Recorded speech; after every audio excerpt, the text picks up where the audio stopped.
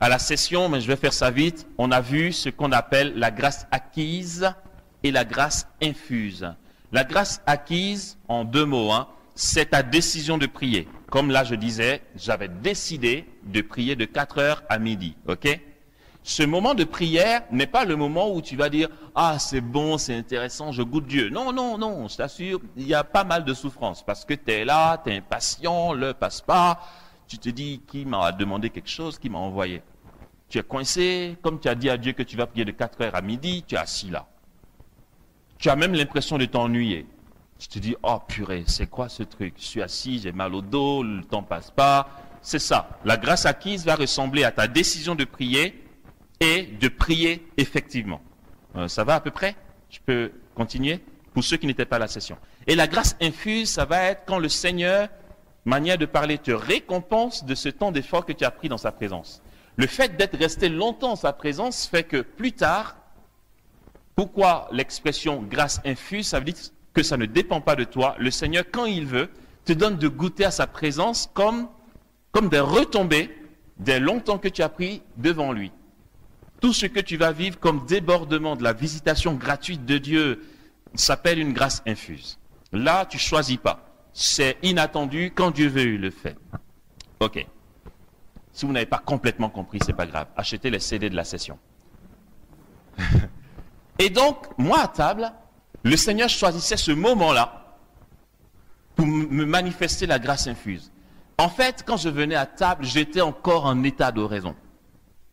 Pour le coup, non plus par choix, mais par don. Je le recevais de Dieu, je ne faisais pas d'effort. Et quand c'est Dieu qui en prend l'initiative, c'est plus intense que quand tu es assis là-bas et que humainement tu essaies de plonger dans sa présence.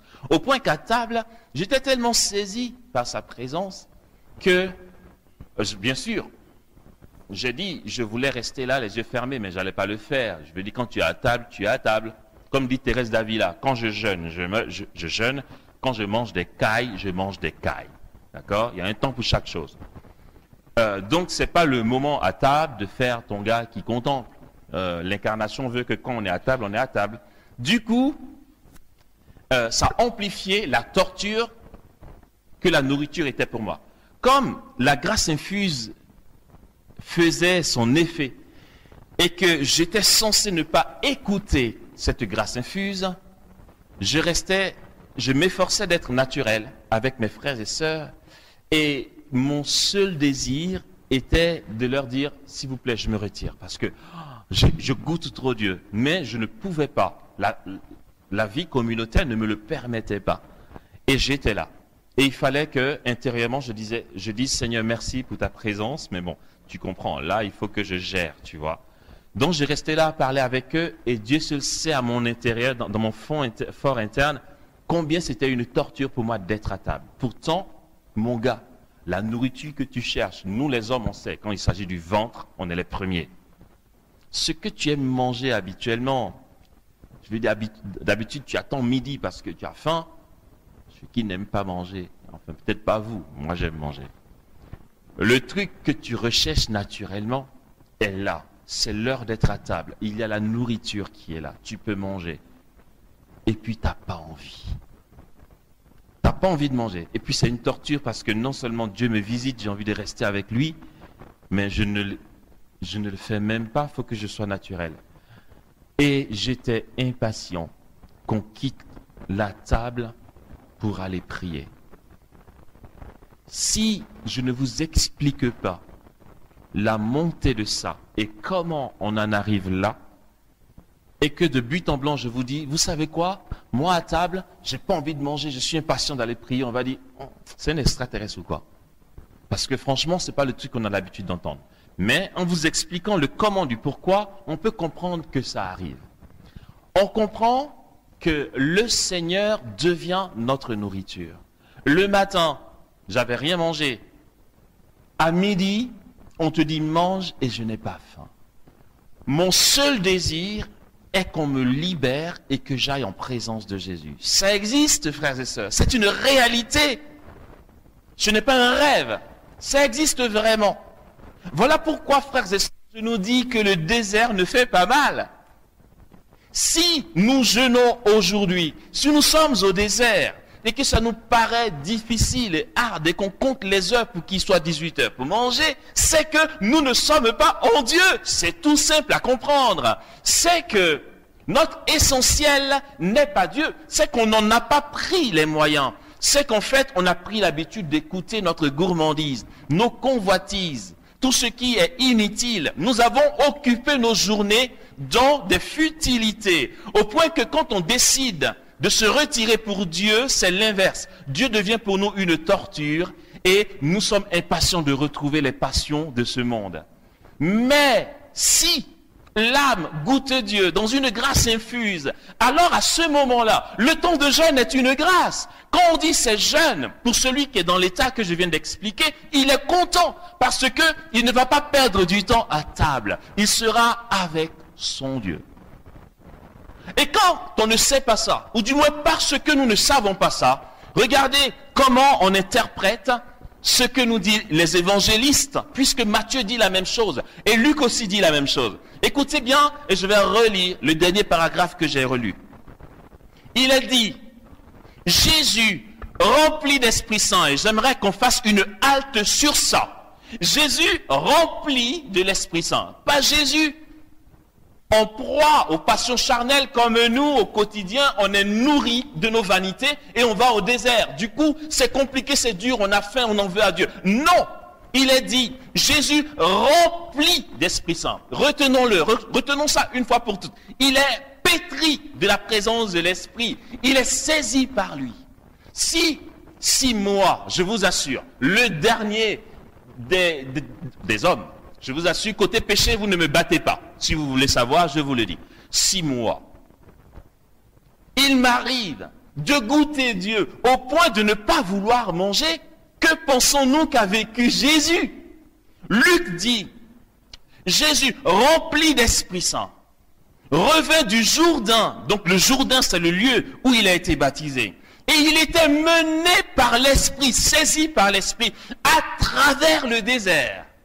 À travers. Jésus était mu par l'Esprit dans le désert.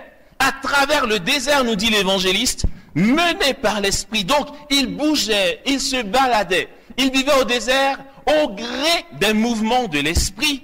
Durant 40 jours, nous dit l'évangéliste, tenté par le diable. Mais regardez, il ne mangea rien, nous dit l'évangéliste, en ces jours-là. Quel jour? Pendant les 40 jours où il était mené dans le désert par l'Esprit, Jésus ne mangea rien. Quand il fut écoulé, il eut faim.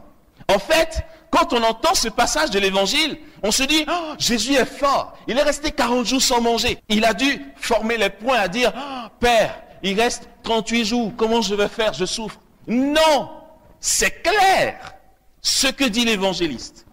L'évangéliste ne nous a jamais dit qu'il avait faim. L'évangéliste dit, écoutons bien ceci, retenons-le. L'évangéliste dit ceci.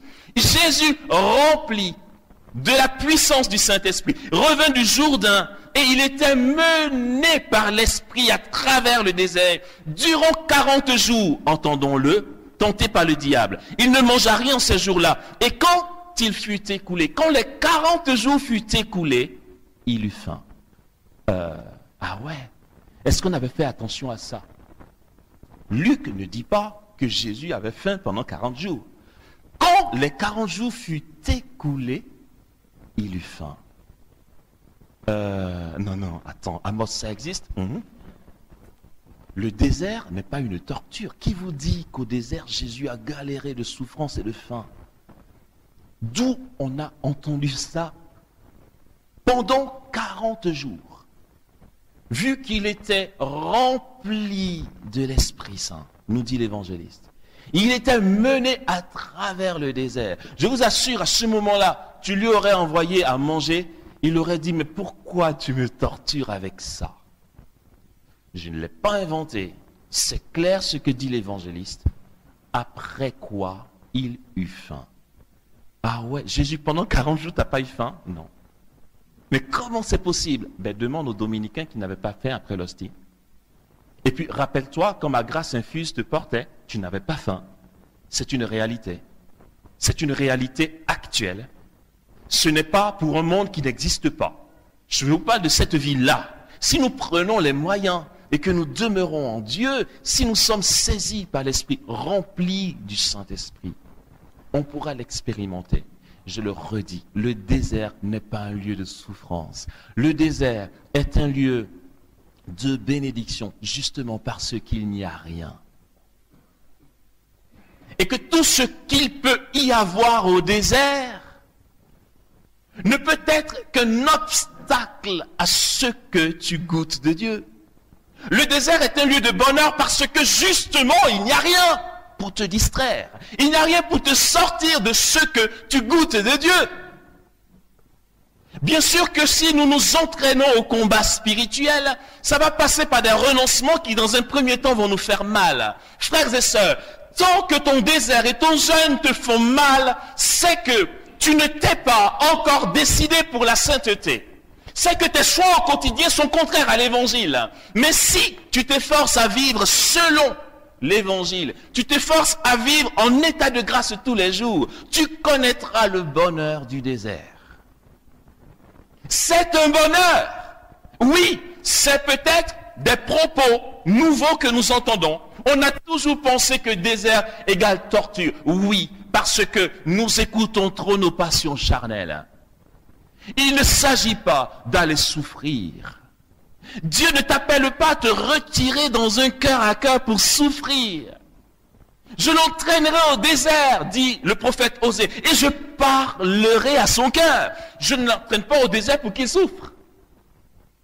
Et Jésus nous invite à demeurer en lui, car sans lui, nous ne pouvons rien faire. On ne peut pas vivre un désert sans demeurer en lui.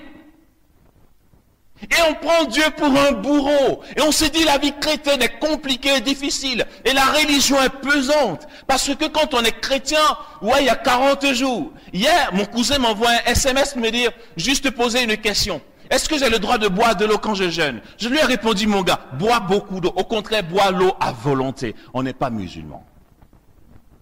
Non, mais parce que le carême devient le truc compliqué, c'est pesant. Quand le temps de carême arrive, on est un peu moins joyeux parce que, oh là là, vivement que les 40 jours passent. Mon gars, vas-y, mange et vis ta vie si c'est une si grande torture. Parce que si tu souffres autant, ça veut dire que tu n'as pas d'intimité avec Dieu. Mais si tu n'as pas d'intimité avec Dieu, tu fais quoi à jeûner? Ah ouais, en fait, je pratique la religion pour avoir bonne conscience, tu vois. Ça t'intéresse pas, ça n'intéresse même pas Dieu. Donc laisse tomber. Si tu cherches Dieu, si tu as une quête de Dieu, c'est un bonheur. Le désert est une effusion du Saint-Esprit, frères et sœurs. Ephraïm dira que le plus court chemin vers le tout passe nécessairement par le rien. Rien. Au désert, il n'y a rien. Justement, il n'y a rien. Donc, c'est pas douloureux. Et je le redis. Le rien est une torture pour nous. Parce qu'on s'est rendu dépendant des futilités de ce monde. De quoi le démon peut-il nous faire souffrir si on a besoin de rien qui nous retienne dans ce monde? Comment croyons-nous que Jésus ait eu ces répliques aux tentations du démon? Ouais, mais c'est parce qu'il est Jésus. Non, oui, il est Jésus, monsieur Jésus, mais c'est pas parce que son côté Dieu a triché. Hier, je l'ai dit. Bien sûr que il était pleinement homme et pleinement Dieu. Son humanité a bénéficié des grâces divines, comme ton humanité aussi appelée à bénéficier des grâces divines. Voilà, il n'avait pas plus de faveur que toi. L'homme Jésus était rempli. Pourquoi pensez-vous aussi qu'il ait besoin d'être baptisé? C'est l'homme Jésus qui a reçu la plénitude de l'Esprit. Croyez-vous que le Logos éternel, le Verbe éternel, deuxième personne de la Trinité, a besoin d'être baptisé ou recevoir la puissance du Saint-Esprit? Non. Lui et l'Esprit, ils font un. Mais si on parle de baptême, et si Luc peut se permettre de dire qu'il était rempli de l'Esprit Saint, c'est l'homme Jésus. En fait, aucune nuance avec toi. Donc, s'il te plaît, tu vois, arrête de dire, ouais, mais bon, tu sais, le jeûne de Jésus, c'était Jésus quand même. Non. Il te montre comment on va au désert.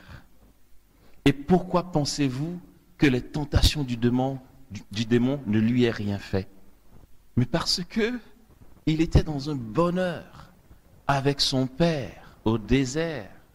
Il n'y avait rien. Et je redis, dans ces moments-là, on t'apporte à manger et c'est la nourriture qui est une torture. Tu ne veux pas être dérangé par d'autres choses que Dieu. Et là, le démon, c'est un constat toujours idiot qu'il est, veut tenter Jésus. Mais il ne capte rien, le mec. Ces tentations, oui, peuvent m'atteindre parce que je suis encore en proie, en convoitise aux choses de ce monde. Mais Jésus goûte tellement la communion avec son Père pendant 40 jours sans avoir faim, mené par l'Esprit, que qu'est-ce que tu as à lui dire? Je vais te donner ces royaumes, mais qu'est-ce qu'il en a à faire? Les tentations ne te font rien. Ce que l'on appelle la tentation, pour toi, c'est étranger parce que ça ne t'atteint même pas. Ce combat spirituel, frères et sœurs, comment pensons-nous qu'un combat spirituel est mené? Comment être victorieux du combat spirituel? On ne l'est pas souvent. Parce qu'on se dit, le combat spirituel c'est dur. Oui, c'est dur. Pourquoi? Parce que tu as un tas de compromis avec celui qui te tente. Donc tu n'es pas libre de lui. Comment pouvait-il imaginer une seule seconde que Jésus convoiterait ces royaumes de la terre? Mais il n'en a rien à faire. Dieu seul suffit. Et je ne sais pas vous, mais peut-être que si tu veux l'expérimenter, tu en prendras les moyens. Et puis, c'est pas pour me raconter, on s'en fout d'ailleurs. C'est des constats. Combien de fois, frères et sœurs, je n'ai pas dit à Jésus, je veux rester là. Mais en fait, j'aimerais que la vie s'arrête. J'aimerais ne plus dormir. Mais qu'est-ce que ça me prend la tête? Ça me saoule. Je disais à une petite sœur dernièrement, alors que j'étais à l'adoration, j'avais besoin de passer du temps avec Jésus parce qu'avec le rythme qu'on a, on n'a pas souvent le temps de se cramer comme il faudrait. Donc là, j'avais un week-end un peu libre. Puis j'ai été voir des amis qui ont la présence réelle et je suis resté devant Jésus de 15h jusqu'au lendemain à midi. J'étais à 3 semaines, un truc comme ça. Et puis, au petit matin, j'ai reçu un coup de fil. Et puis dans la conversation, je disais à la personne à qui je parlais, je disais, j'en veux à Jésus qui m'a constitué un corps qui a besoin de dormir. Mais qu'est-ce que ça me saoule? J'aurais voulu rester là de 15h au lendemain à midi en le goûtant comme il me donne de le goûter. C'est juste qu'à un moment, je ne le goûte pas parce que je suis humain et puis mon corps a besoin de dormir. Et puis vers 23h30, minuit, tu piques du nez, tu as sommeil. Et là, Jésus te dit, mon gars, dors, je suis là, dors. Et tu as envie de dire, mais je dors pas, arrête. J'ai pas envie de dormir, quoi. Mais tu es humain. Ah là, je dis, écoute, je t'en veux de m'avoir fait humain. Je t'en veux d'avoir permis que j'ai besoin de dormir. Ce qui est naturel devient une torture. Et Thérèse d'Avila, qui dit, dans ce beau poème qu'elle a écrit, qui traduit sa souffrance intérieure, elle dit, je vis, mais sans plus vivre en moi, car mon espoir est tel que je meurs de ce que je ne meurs pas. Je vais dire ça en français. Elle dit, je vis, mais sans plus vivre en moi. Je vis, vous me voyez. Mais vous me voyez, mais je ne vis pas en moi. Ça traduit un peu l'état que j'ai décrit. Je suis à table avec mes amis, je suis là, je parle avec vous, mais je ne suis pas là. Mon seul désir, là, c'est de quitter la table pour aller prier. Donc, je suis là sans être là en réalité. C'est ce qu'elle dit. Je vis, vous me voyez vivre, mais je ne vis plus en moi. Je ne vis plus en moi, pourquoi? Car mon espoir est tel que je meurs de ce que je ne meurs pas. C'est-à-dire que c'est une mort pour moi que Dieu ne me rappelle pas à lui maintenant. Cette vie, dit-elle, est pour moi privation de vivre. Thérèse d'Avila voyait Jésus, il lui apparaissait. Et quand Jésus t'apparaît, regardez un peu les voyants de Kibéo ou de Medjugorje, chaque fois qu'il y a une apparition, ils sont saisis d'extase. En fait, voir Jésus, c'est faire un petit tour dans le paradis. Les voyantes de Kibéo, quand elles voyaient Marie, elles étaient dans une telle extase qu'on les brûlait avec du feu, elles ne sentaient pas. Les scientifiques venaient avec des aiguilles et touchaient leurs pupilles et elles ne clignaient pas des yeux. Elles ne sentaient rien. Les lois de la nature étaient mises en stand-by. Elles étaient dans le ciel. Elles étaient là comme ça. Et plus rien ne comptait. Elles ne sentaient pas le feu, frères et sœurs. Quand tu es saisi en Dieu, tout ce qui te tente, la pesanteur de la chair ne compte plus. Tu es saisi par autre chose. Et Thérèse d'Avila dit, elle dit, en fait, elle voit tellement Jésus de temps en temps que quand elle le voit, elle goûte tellement le ciel que quand il repart, elle lui en veut de la laisser ici sur cette terre. Elle veut entrer définitivement dans le paradis avec lui parce que ce qu'elle goûte quand il apparaît est tel que cette vie est pour elle une privation de vivre vraiment. Je vis mais sans plus vivre en moi et mon espoir est tel que je meurs de ce que je ne meurs pas. Voilà la réalité de ceux qui vivent l'aventure de goûter Dieu. Et Dieu se donne.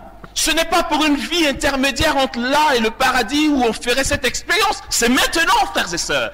Et c'est réel. Si tu joues le jeu, tu le vivras. Le carême, le désert est un temps de bénédiction que l'Église te donne. L'Église dit, ok, tu as soif de Dieu, on te réserve 40 jours dans l'année où tu peux aller goûter Dieu. Et nous on dit, mais non, le carême ça nous prend la tête. Oui, ça te prend la tête parce que tu n'as peut-être jamais goûté Dieu. Elle dit, le poisson tiré hors de l'eau. Vous savez, un poisson, quand il sort de l'eau, en dehors de l'eau, il va mourir. Parce qu'il a besoin d'eau pour vivre, d'accord? Elle dit, Thérèse d'Avila dit, le poisson tiré hors de l'eau connaît, dans sa souffrance, connaît au moins la consolation que cette privation lui vaudra la mort. J'aime trop Thérèse d'Avila. Le poisson tiré hors de l'eau connaît au moins la consolation que cette privation lui vaudra la mort. Sa consolation, c'est que bientôt il va mourir de toute façon. Elle dit, mais pour moi, à quelle mort peut se comparer ce vivre? À quelle mort peut se comparer le fait que je sois encore sur la terre? Puisque plus je vis et plus je meurs aussi. Non, tu entends ça des mystiques, tu n'y comprends rien. Ben oui, tu es étranger à tout ça. Tu ne sais pas ce qu'il raconte. Son père spirituel, Jean de la Croix, dit, pour toute beauté, jamais ne me perdrai. Sinon pour un, je ne sais quoi, qui se rencontre d'aventure. Ah, là encore, c'est des paroles énigmatiques. Non, mais c'est loin de toi. Non, toi, ce que tu as l'habitude d'entendre, c'est quoi? 2016, année de mon année. Année de mon année. Quoi? De quelle année? En fait, tu attends une miette et tu es porté vers un futur qui n'est pas encore, qui n'existe pas. Et puis tu désires une miette, du coup ça te sort de ton état actuel de plénitude. Parce que tu cherches une miette. Je ne comprends pas quand des baptisés disent « Mon jour va se lever ». Je ne comprends pas. Mon jour va se lever. Ou encore, un jour, ma bénédiction viendra. Je ne comprends pas. Non, mais voilà, je vous informe, un communiqué. Si quelqu'un veut savoir, vous lui direz, ah non, le jour d'Amos s'est levé depuis quand il a été baptisé. L'année de mon année, c'était l'année de mon baptême. C'est là où j'ai reçu la plénitude. En fait, mon baptême est là, en moi. Avec tous ses fruits, c'est dans l'aujourd'hui. Le présent comporte tout. Le futur n'existe pas. Le passé n'est pas derrière moi. Le passé, comme le présent, sont dans le présent. Tout est ici. Et toi, tu laisses tout ça et tu espères un lendemain que Dieu n'a pas encore créé. Au point que tu sors de la gloire actuelle pour aspirer à un truc. Et quand tu jeûnes, tu te dis, allez, vas-y, tiens bon, tu as faim, mais tiens bon. Parce que si tu souffres, ton jour va se lever. Quoi? Tu prends pas, tu goûtes pas ce qui est aujourd'hui. Non, mais attendez, demandons à Jésus cette grâce. Jésus, tu as vécu quoi là-bas au désert? Le bonheur. Ah là là, le bonheur. Je suis sûr que moi, à sa place, je n'aurais même pas souhaité que ce désert finisse. Non, ça a dû être pour lui un choix, bien sûr, pour sa mission de sortie du désert, pour entrer à Capharnaüm, dans la synagogue, pour faire la lecture. Parce que là, il revient dans ça, quoi. Il revient dans ça. Il va falloir lire, on va faire le commentaire, il y a la liturgie. Pourtant, il vient de goûter, il vient d'un colloque avec son père, où c'était le plein bonheur, tu vois. Mais nous, quand on entend ça, on dit, ah, mais qu'est-ce que Jésus a souffert 40 ans au désert, 40 jours, pardon, au désert. Non, non. C'est un temps de bonheur. Lorsque j'étais séminariste, notre recteur, et que Dieu le bénisse pour ces moments qu'il a permis, parce que dans le temps, je lui en voulais terriblement. Parce que toute la semaine, on va au cours, on l'étudie, on dort tard parce qu'on fait les devoirs. Et les week-ends, nous, on espérait quand même avoir une vidéo, se détendre. Il nous emmenait en retraite. Oh là là. On partait chez les petites sœurs de Bethléem. Oh là là. Elles vivent de la spiritualité chartreuse. Oh purée. C'est-à-dire qu'elles ont leur voile. Non, elles ont d'abord la guimpe. La guimpe, quand une sœur a juste un voile, elle a juste un voile. Quand une sœur a une guimpe, ça veut dire qu'il y a son voile. Mais en dessous de son voile, on voit un truc blanc qui prend tout là. D'accord? Ça s'appelle la guimpe. Elles ont la guimpe.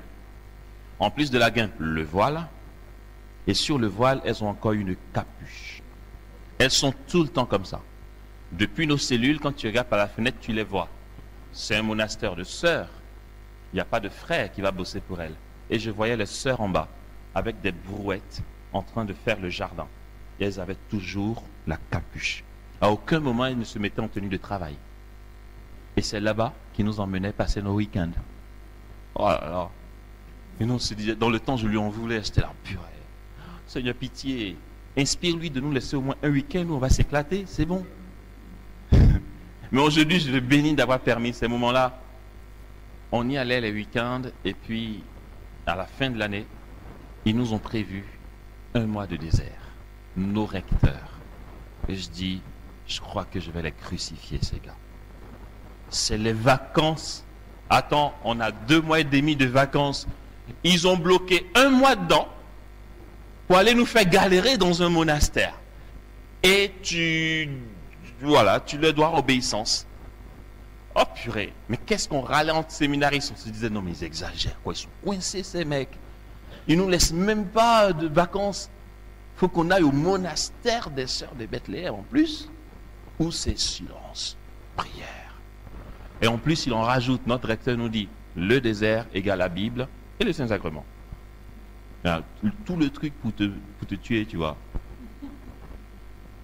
Et non, mais dans ces moments-là, le mot désert pour moi égale souffrance. Je dis, mais qu'est-ce qu'on lui a fait dans l'année pour qu'il nous inflige une telle punition? Et puis en fait, oh, c'est puissant. On a été 1 mois de désert avec tous les séminaristes de la communauté des béatitudes. C'était en Belgique. Je vous assure, on avait le samedi. Ils nous permettaient le samedi à partir de 18h de nous retrouver, parler. S'affairer, rigoler. Dimanche matin, dimanche jusqu'à 18h, on pouvait continuer de parler. Et puis à partir de 18h dimanche, silence jusqu'à samedi prochain, tu vois. Tu vois ton pote avec qui tu t'affaires d'habitude, tu le croises dans le couloir, tu fais ça. Et nous on était là. Ah! On va mourir au secours! Mais comme on n'avait pas le choix, je me suis dit, ok, déjà je suis obligé d'être ici, je n'ai pas le choix. Alors si je reste 1 mois à récriminer, je vais gaspiller ce mois. Seigneur, comme je suis coincé, je n'ai pas le choix. Écoute, je vais essayer de mettre à profit, je n'ai pas le choix. Ce n'est pas que je suis zélé, que je suis fort, je vais essayer de mettre à profit. Donc je me suis dit, allez, je me fais un programme. Mais finalement, c'était super bon. C'est que c'est silence, tu vois. Il n'y a pas de risque que quelqu'un vienne te dire, c'est l'heure d'aller manger, puisque le repas était en self-service. Si tu ne manges pas, ça ne regarde personne. C'est l'heure de l'office. Non, tu avais ton bréviaire pour faire ton office. Personne n'allait te déranger pour dire, on va faire le ménage de la chapelle. Non, mais en fait, on avait le temps. Ah, purée. Et bon, comme moi, c'est ma manière de faire. Hein. J'aime bien la prière de nuit. Vous voyez, c'est silencieux. Et ça me rappelle Jésus qui se retire sur la montagne prier. Donc voilà, j'aime prier la nuit. Donc voilà, comme j'avais ma journée, je faisais quoi? Les soirées, tout était en self. Chacun disposait de son programme. Donc je décidais qu'à 19h, dès qu'on sert le repas, je mange. Quand j'ai mangé 19h30, je suis allongé dans mon lit à faire la lecture spirituelle jusqu'à ce que je tombe de sommeil. Et je dors, il est quoi, 20h, 20h30. Mais mon réveil est mis pour minuit. Et puis à minuit, je m'élève. Je vais dans la chapelle. C'est désert. Personne ne me dira, qu'est-ce que tu fous? C'est mon temps avec Jésus. Je m'assois là à minuit.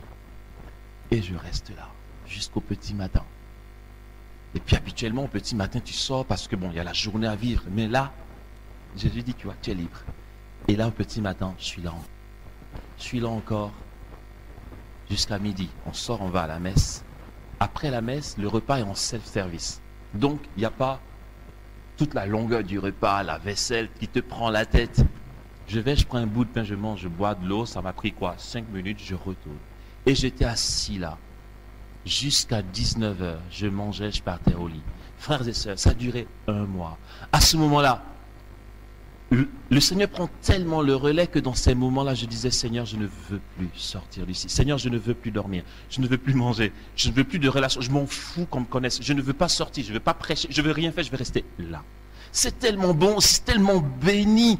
Et dans ce moment-là, je dis, Seigneur, merci pour les recteurs que tu nous as donnés. Mais parce qu'au début, oui, on récriminait, c'était dur, c'était lourd. Et puis finalement, je veux dire, finalement, il aurait pu nous dire désert égale Saint-Sacrement. Parce que même la Bible, j'avais même pas le temps pour ça. Quand je commençais à lire, je tombais de sommeil et je dormais. Et à minuit, mon réveil sonnait. Qu'est-ce que c'était un bonheur, je vous assure, c'était un tel bonheur. Oh, cette expérience m'a tué, je vous assure, c'est énorme. Le désert, c'est le bonheur.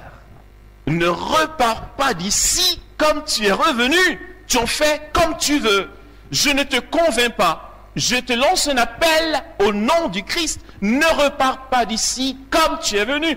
Et si nous nous démarquions des autres frères et sœurs, et si notre vie chrétienne changeait un petit peu, et si l'on prenait les moyens de faire du zèle pour le Seigneur, et si nous prenions les moyens pour nous retirer et expérimenter ce qui est dit là, ce n'est pas une illusion, c'est une réalité. Je te préviens, au début tu auras du mal, mais retire-toi dans le désert. C'est le moment idéal que l'Église te donne. Mais d'une autre manière, dit d'une autre manière, en fait, non seulement tu feras le choix d'aller à la rencontre de Jésus dans le désert, mais en plus, là, c'est bonus, l'Église t'accompagne de sa prière. Dans toutes les Eucharisties, la liturgie des heures, depuis Rome jusqu'au dernier pays converti, toute l'Église prie pour ce temps de carême, pour que pendant ce moment nous goûtions Dieu, que la grâce nous donne de sortir de nos passions charnelles,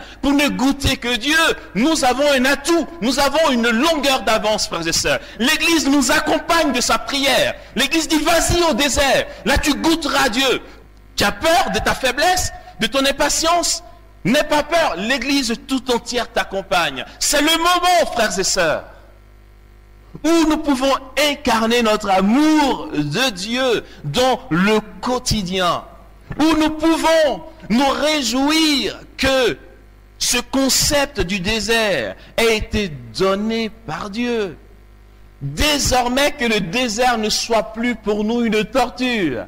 Rappelons-nous que c'est un moment de grâce et de gloire. Et souvenons-nous aussi que nous en avons été prévenus. Le début du désert fait mal parce qu'on s'est habitué au bien de la terre et aux passions charnelles. Mais celui qui reste là, très vite la grâce prend le relais. Et là, tu goûtes ce qu'est le désert. Et puis tu n'as pas faim. C'est une réalité. Certains l'ont expérimenté. Pardon de dire ça comme ça, je l'ai expérimenté. Tu n'as pas faim. Et tout est torture. Même dormir devient une torture. Et comme je citais Jean de la Croix qui dit, pour toute beauté, jamais ne me perdrai. Sinon, pour un je ne sais quoi qui se rencontre d'aventure. Pour toute beauté, jamais ne me perdrai. Ça veut dire, tout ce que le monde peut me donner comme convoitise, tous les biens du monde qui nous attirent ne peuvent pas me perdre. La seule chose, dit Saint Jean de la Croix, qui était père spirituel de Thérèse d'Avila, la seule chose qui peut me perdre, c'est ceci, Dieu. Et il ne dit pas Dieu, parce que s'il dit Dieu, ça fait trop concept de Dieu. Jean de la Croix préfère nommer cette réalité divine, cette transcendance qu'il goûte, un je ne sais quoi. En fait, il ne sait pas comment l'expliquer. Il ne sait pas y mettre des mots. C'est une expérience qui dépasse de très loin l'entendement humain. Pour toute beauté de ce monde, jamais je ne saurais me perdre. Sinon pour un je ne sais quoi, qui se rencontre d'aventure. Il dit comme un homme pris de fièvre, lassé à l'idée de manger, il désire un je ne sais quoi, qui se rencontre d'aventure. Vous avez déjà eu le palu? Non, d'accord. Mais les femmes, pour celles qui ont des enfants, vous avez été enceinte. Ce qu'on appelle, tu as des envies de femme enceinte.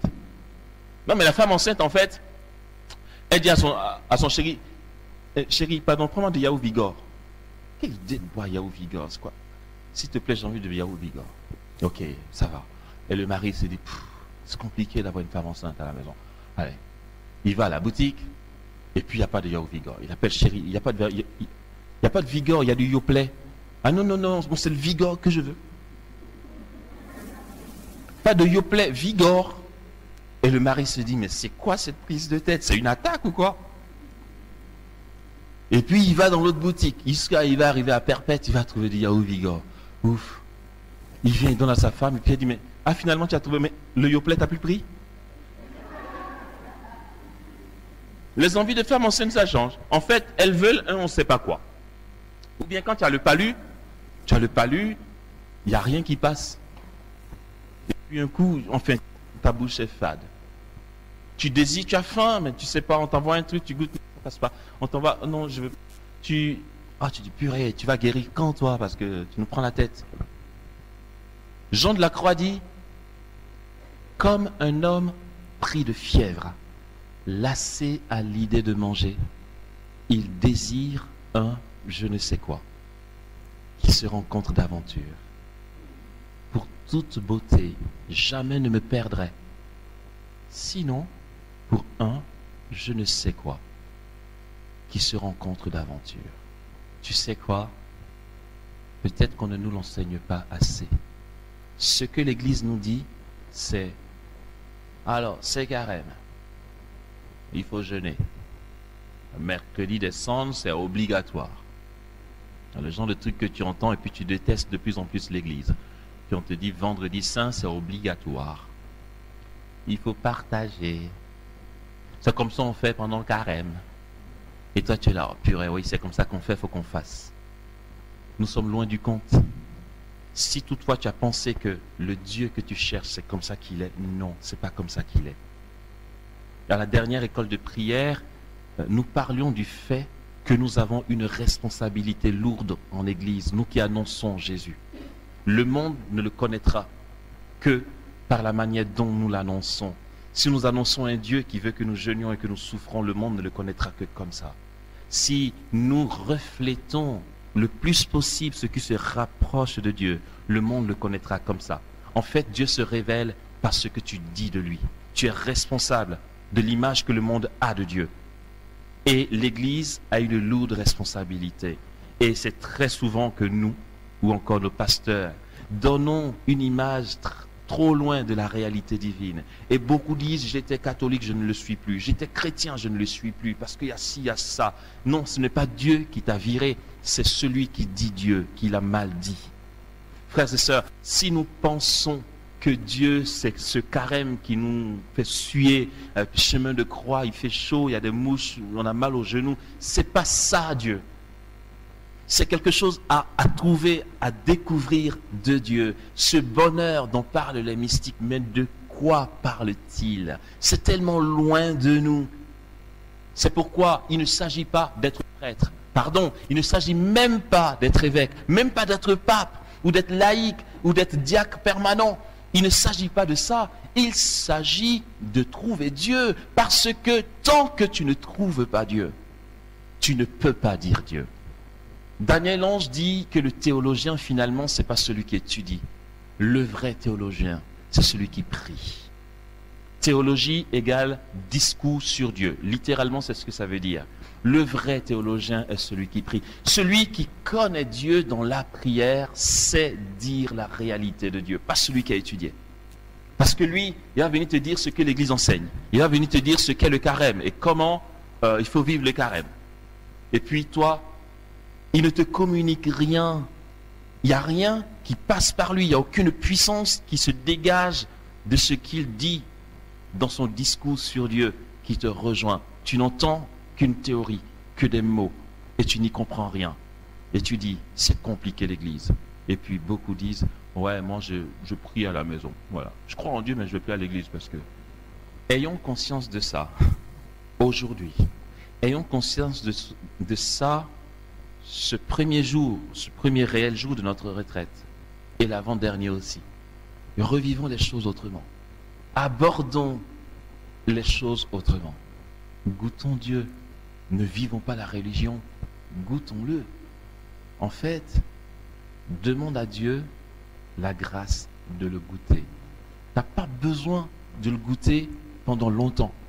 Quand tu as goûté Dieu vraiment, et que mais tu l'as vécu au point, le stade où tu goûtes Dieu, et où il n'y a pas de mots pour décrire ce que tu goûtes, quand tu l'as goûté, ne serait-ce que 2 secondes, ça ne te quitte plus. Même si les passions charnelles te rattrapent et que le désert redevient difficile, non, tu as une force qui te tient. Tu as conscience que Dieu est goûtable.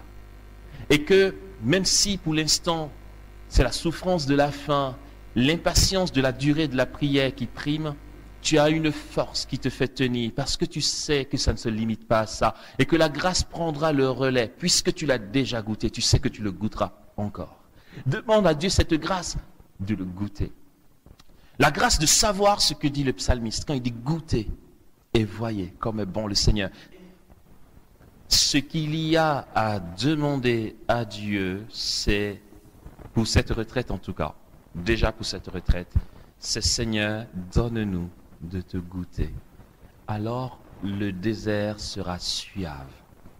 Et alors, Seigneur, nous connaîtrons la vérité sur toi et nous saurons t'aimer dans ce monde qui n'est pas le nôtre, où nous sommes en proie aux forces du monde.